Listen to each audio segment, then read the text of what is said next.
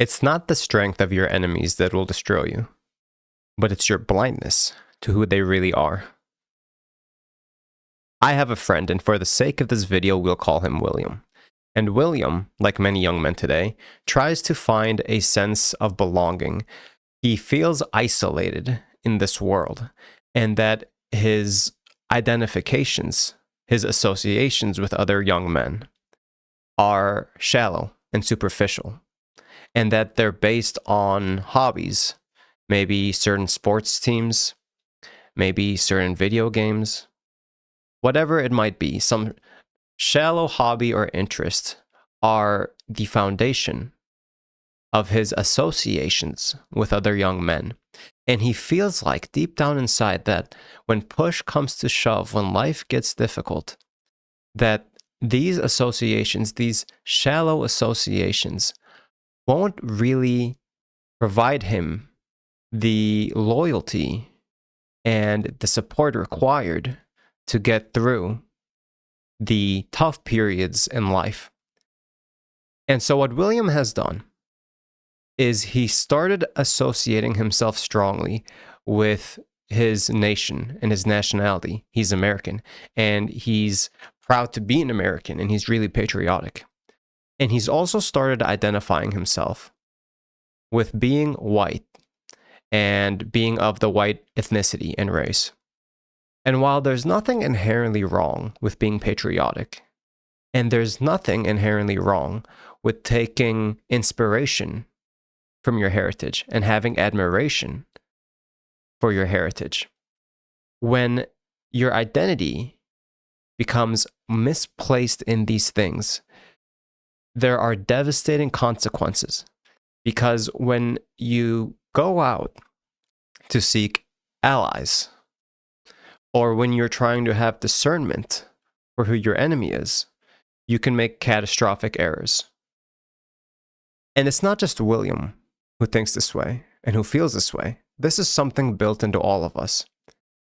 Humans are wired for belonging. We're made for this. We're designed for that. And latching on to something like your race or your nation or your political affiliation or some sport team, or whether you use Mac or PC, or your profession, or your clothing brand, or whatever other shallow identity, this creates a false sense of tribe, and it might fill the hunger temporarily, but it will never truly fulfill that need for purpose. And you will start to make errors on who's really in your tribe and who's really out of your tribe. Ephesians 6:12 says, it's not that we fight. Our enemies are not people, but the spiritual forces and the evil spiritual forces that manipulate and influence the world and its people. And shallow tribes can never save you when real life strikes. These petty divisions, Mac versus PC, this soccer team versus that soccer team, I like this video game, you like that video game. These shallow bonds, when push comes to shove, when you need help moving on a Saturday morning, or when you're temporarily in the hospital, if your entire relationship is founded on only these loose associations, those people will not be there for you. Easy is betrayal when the association is that loose. And so we need something deeper. We need something deeper to create our bonds and our affiliations around. And for you to have a deep root for your relationships, there needs to be a sense of common purpose, common value, common morality, and common ethics. And while there are some systems that try to copy the perfect virtue, the completely pure ethics of Christianity, some that come to mind are Islam. There is a little bit of overlap between the ethics and virtues of Islam and Christianity. There's a little bit of overlap between Nicomachean ethics by Aristotle and Christianity, or the Platonic virtues and Christianity. There is some overlap, but none of them reach the fullness of the truth of what is real and the way we ought to behave. And there are a lot of virtues that are the theological virtues that only can exist within the paradigm of Christianity. Faith, hope, and love being some of them. Think about it this way. In a secular system, let's say Platonic philosophy, what is the justification of something like hope? That's why you don't find hope in some of the derivatives of the classical Greek philosophies, such as Stoicism or Neoplatonism or any of these. Why? Hope in what? Hope in who? If there's no Christ, if there's no cross, if there's no victory over death, defeat over sin, then what is the hope in? It doesn't make sense. It's not logical. And so a lot of the virtues are exclusively Christian, and you need those virtues in order to have the fullness of virtuous life. And when you have that fullness of virtuous life, and others have that same fullness, then that's the only time you can build the deepest bonds. And it's not that earthly loyalties are inherently bad. They're not bad. It's okay to fight for your country. It's good to be patriotic. It's obviously fine to compete on a sports team or to be a part of a cause. There's nothing wrong with these things. And they're good. But they're only good when they're ordered under Christ. And if they take precedence as a false idol, that's when they become really dangerous. And what will happen is you will start to, let's say, for example, you associate yourself strongly with an American and you think, okay, anyone who's an American or a true American is in and anyone who isn't is out. The problem with that is that some of those true Americans might be evil or deeply influenced by evil forces. And some people who aren't that might be saints. And so the categories by which you approach the world and you approach the relationships become skewed. And this can really get you hurt in the long run in your personal relationships.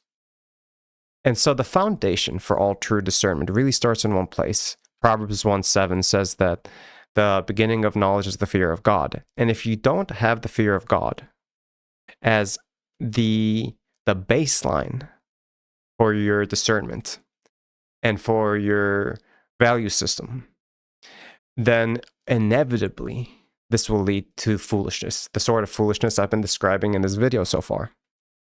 And faith in Christ is what teaches us how to walk in wisdom. Without Jesus, this spiritual blindness becomes inevitable.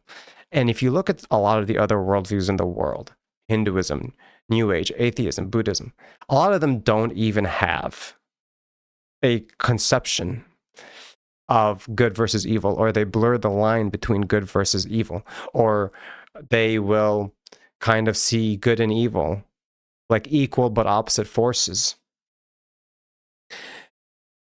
And when you do that, you leave yourself defenseless to deception. You leave yourself defenseless to having discernment between what is good and what is evil when you don't even have an idea that good and evil exist, or you think that they're equal forces or anything like this.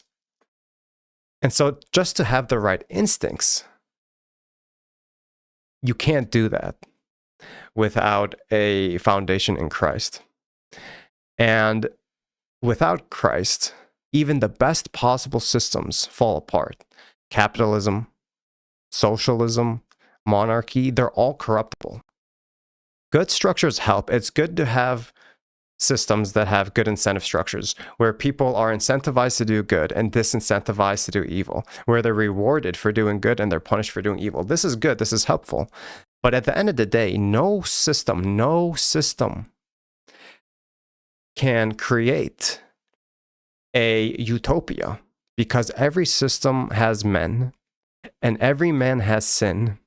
And sin corrupts everything. It doesn't matter what the system is. That's why a lot of this talk about these sort of ideologies, a lot of them are kind of in vain, because the issue with man isn't some system on the outside, whether it's monarchy or democracy or whatever else. It's within the heart of every single man. Within all of our hearts is the problem. That problem is sin. And in any one of these systems where sin is present, corruption is present, suffering occurs. That's the way it works. And so this corruption doesn't just happen out there. It happens inside the church as well. You have the obvious example of Judas Iscariot, who betrayed Christ himself. Or you have Diophres, who sought power and he slandered faithful Christians. This is seen in 3 John. And Judas was a disciple, but he ended up betraying Jesus. Diophres was a church leader, but ultimately he was corrupt. And there's many examples after that. If you go look through church history, there's all the heretics and Nestorius and Arius and all of these heretics that existed initially, usually as bishops within the church. And so it's also still a false dichotomy to say, okay, Christian versus non-Christian, because that's not it. During Jesus' time, there were many Jews who were engaged in evil practices, and there were many Gentiles who had some virtues. And so what's important is not the title or the appearance. That's not what creates righteousness. But when an individual surrenders to Christ, that's what guards that individual's soul. Again, the real fight that we fight, the real battle that we fight in all our lives, the way it's always been, is good versus evil. That is the fundamental distinction.